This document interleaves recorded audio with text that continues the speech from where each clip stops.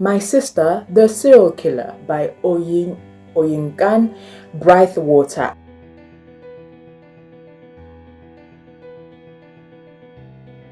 This book is based in Lagos, Nigeria. Two main characters, Koreed and Ayola. Supporting character, Tade, Koreed and Ayola's mother. They sacrificed that started the story. Femi, but he didn't make it past the first chapter.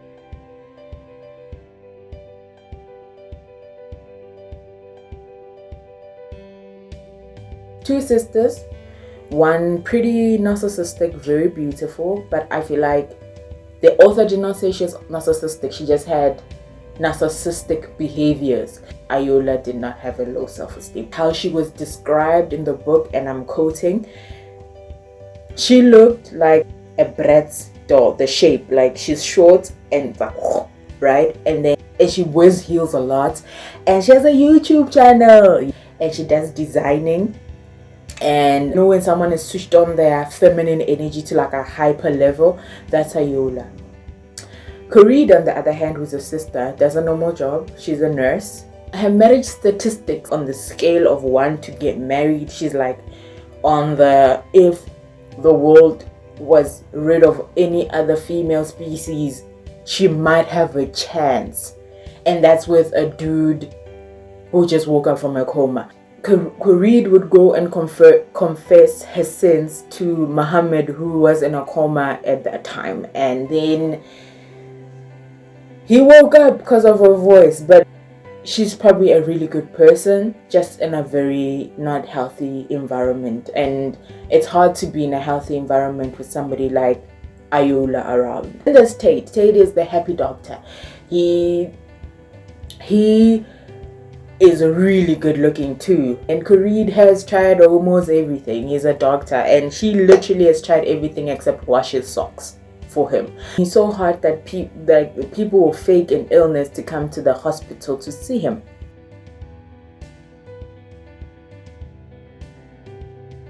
But like when a sister came, it was just game over. Like there was such a vast difference that even people were asking, how can you be sisters in physicality, in femininity, different peas in a not the same pod.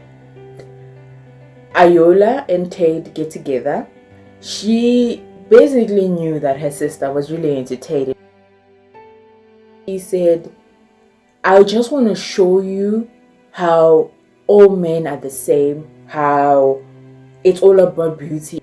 Tade bought Ayola flowers, right? And she didn't even say thank you to him. What she said was, I don't like flowers, I'm into roses. And next day, he brought her roses. And guess what? She didn't even look at the roses when the roses arrived. Reed was dying of jealousy. So much so that she even like got up in the middle of the night and plucked out the roses. Ayola is a serial killer. When the book opens, it's Koreed having to go rescue her little sister because her little sister killed her recent boyfriend. His name is Femi. Every ex-boyfriend she's ever had does not make it alive. She stabs them, and what she tells her sister is that it's a self-defense. Taken through that journey of how the police come, but they're not going to do anything because Ayola is too pretty and she's from a well-background family. We also go through to how Koreed cleans up the bodies. She had like a whole bleach mark in her boot of her car because she had to transport Femi's body. But the thing with Ayola is, after she's done killing, right, she's not gonna be one of those people that's gonna sit back and be like, oh, I'm so sorry I did this. No, her life is just gonna go on. She's still posting, she still talks to her friends, she's still dressing up. So Koreed started to wonder if this person has any feelings at all. It was expressed how the father was abusive. Ayola, throughout the middle of the book, you'd find Koreed comparing Ayola with her father, and her father was this person who was able to pretend that everything is okay right now, and as soon as people left, he would beat the brakes out of you.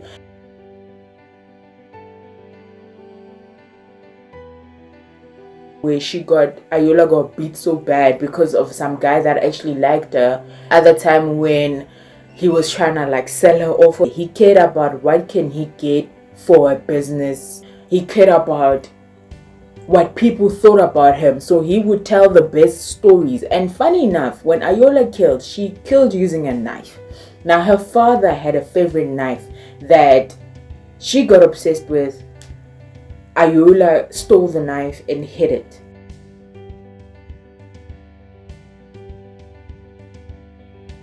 As we go through the book, we see how Coreed was always conditioned to look after her little sister, to play second best to her little sister. Like, she had no life if it didn't involve Ayola.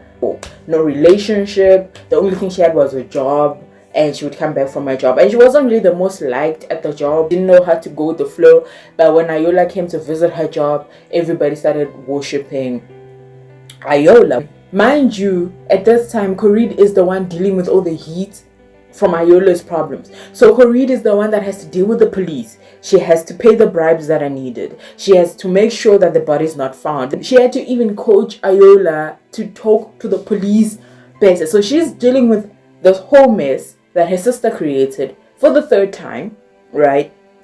And Ayola's just flying off to Dubai with some rich dude and who paid for her YouTube and her design classes. Ayola's just living her best life. Coreed has many heart attacks every day and is developing a weird relationship with a man in a coma.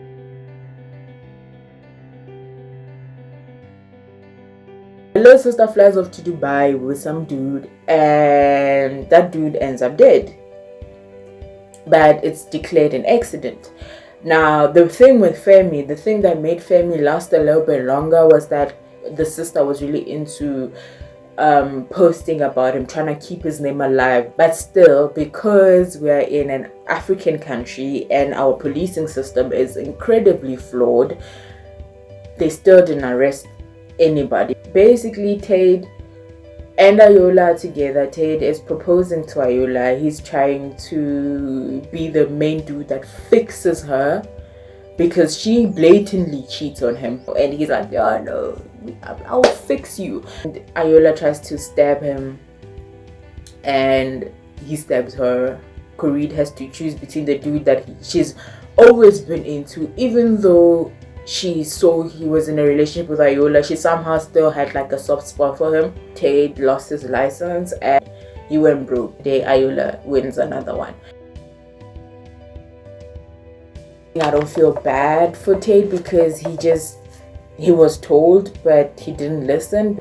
When somebody tells you that this could not be right for you, you always say something along the lines that no, you're just jealous, no, you're just lonely, no, you're just ugly, and you're just, because Coreed did warn him, and he went and he told Ayola, and Ayola just told him that I've been trying to make it work with my sister.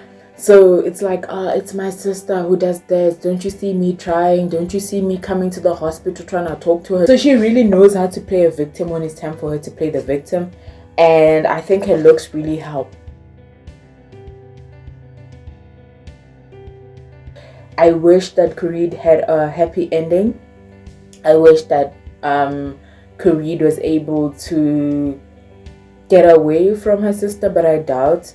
I wish that we had like another book, a continuation. The reality of it is that in African countries, the justice system is very flawed. Where you are sentenced not because of what you did, but who you are. And her father did the same things, so she's just following after her father. Coreed, on the other hand, I think she needs to go find herself an apartment and move to a new city where they would actually appreciate her, because Lagos, Nigeria is not for her. I take it personally. Like, when I read a book, I take it very personally.